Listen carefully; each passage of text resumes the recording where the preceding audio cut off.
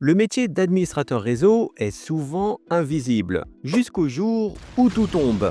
Quand le Wi-Fi plante, que les mails n'arrivent plus ou qu'un VPN refuse de se connecter, c'est lui ou elle qu'on appelle. Le ou la net admin, c'est l'architecte silencieux du bon fonctionnement numérique d'une entreprise. Mais comment est-ce qu'on passe de je sais bidouiller une box à la maison à je sécurise l'infrastructure d'un réseau pro? Ce n'est pas un pont, c'est un chemin.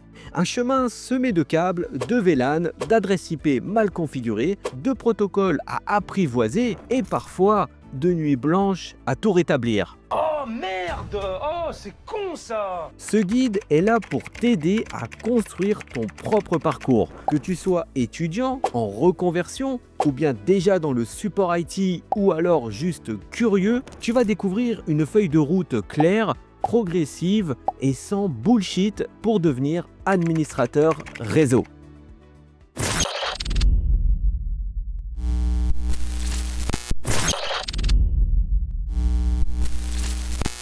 Avant de configurer des routeurs de cœur de réseau ou des tunnels VPN complexes, il faut comprendre comment circulent les données. Cela commence par les fondamentaux: IP, MAC, ARP, DHCP, DNS, TCP/IP. Il faut donc commencer par apprendre à lire une table de routage, comprendre la différence entre une adresse IP publique et privée et maîtriser le subnetting sur le bout des doigts. Savoir faire un calcul de masque ou bien expliquer pourquoi deux machines ne se voient pas sur le même réseau, c'est une compétence de base. Basique. Il faut aussi prendre le temps de jouer avec les outils classiques comme ping et traceroute, ipconfig, ifconfig, netstat, ss, arp, etc.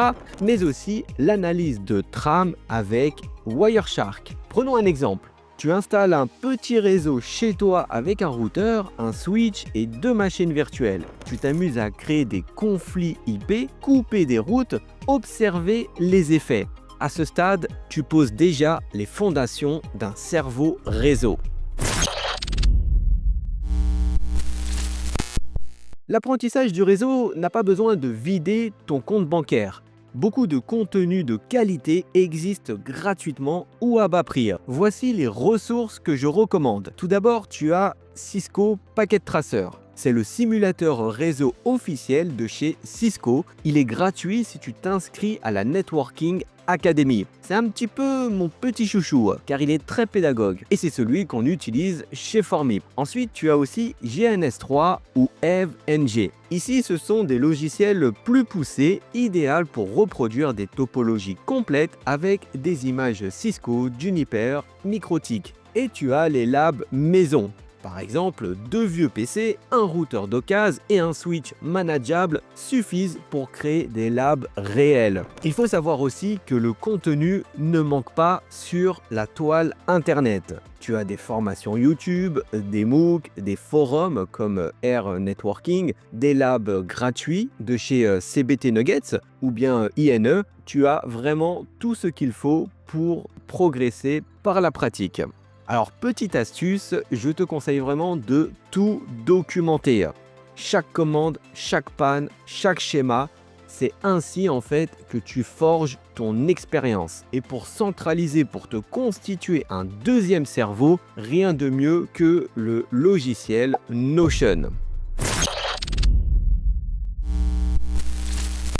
Les certifications montrent à un employeur que tu n'es pas juste passionné, mais aussi discipliné. Voici 3 certifs à connaître.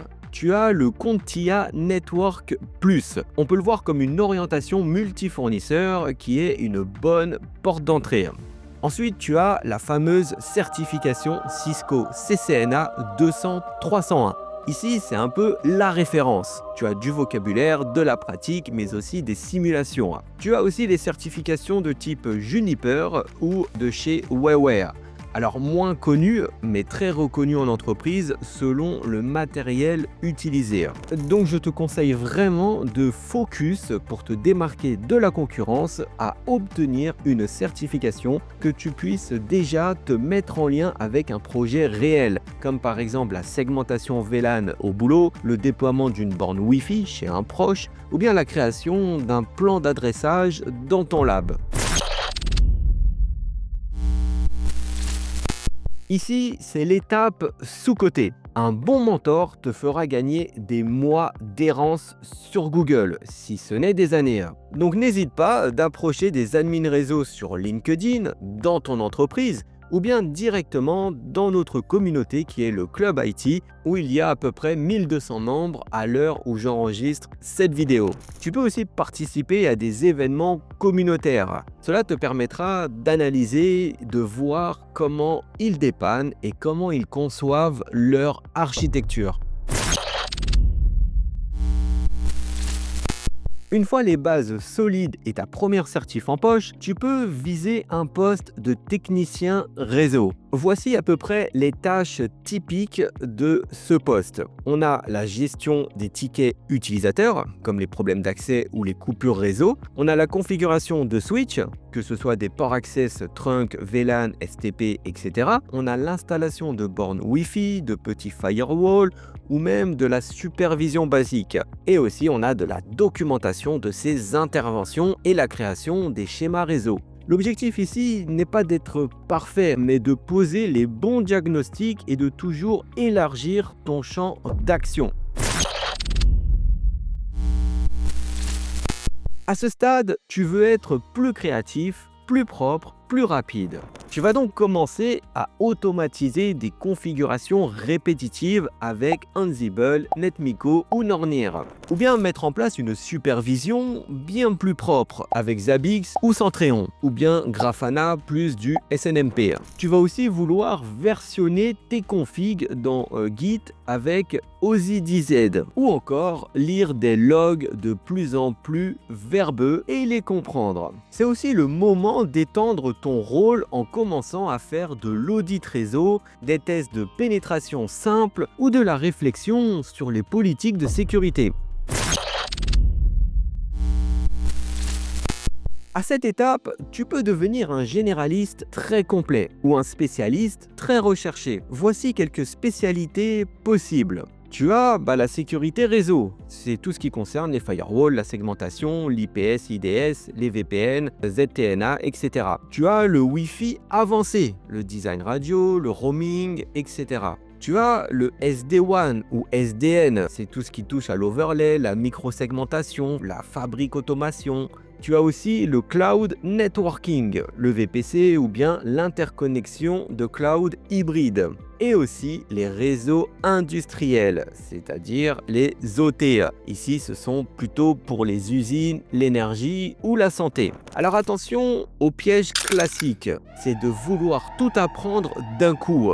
Ici, l'idée, c'est vraiment de te concentrer sur une spécialité qui te passionne pour devenir vraiment incontournable dans ce domaine. Donc ici, pour bien comprendre, l'idée, c'est de ne pas être un petit peu bon partout, mais d'être un véritable expert dans un domaine.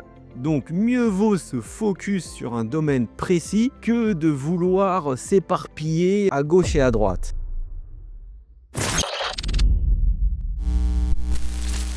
Le métier de NetAdmin est une excellente base.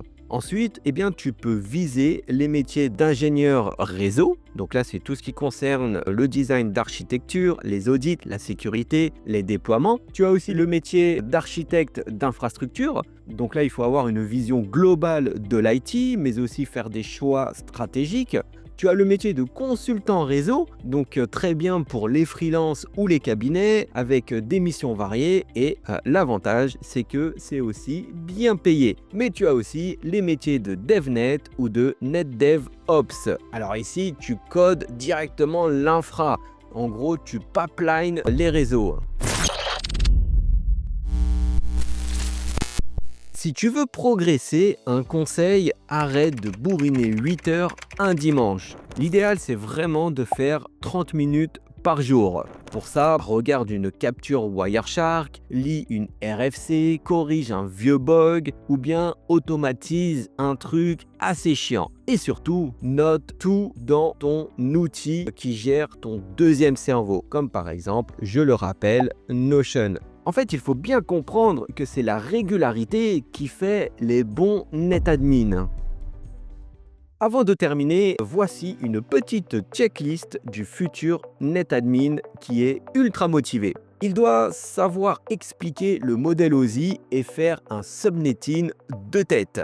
Il doit aussi savoir faire un home lab ou un lab virtuel. Il doit aussi être en préparation ou bien avoir obtenu le CCNA ou bien la certification Network Plus de chez Contia, mais je conseille fortement, vous l'aurez compris, le CCNA de chez Cisco. Il doit aussi savoir tout documenter ses labs et ses configs. Il doit aussi s'entraîner à lire et comprendre des captures réseau, par exemple sur Wireshark. Il doit aussi faire partie d'un canal de discussion ou d'un forum réseau. Et pour ça, rien de mieux que le Club IT dont le lien est en description. Il doit aussi savoir déployer son premier outil de supervision ou d'automatisation. Et il doit aussi apprendre, sans forcément devenir un développeur, mais il doit apprendre un langage d'automatisation comme Python avec NetMiko ou bien Ansible.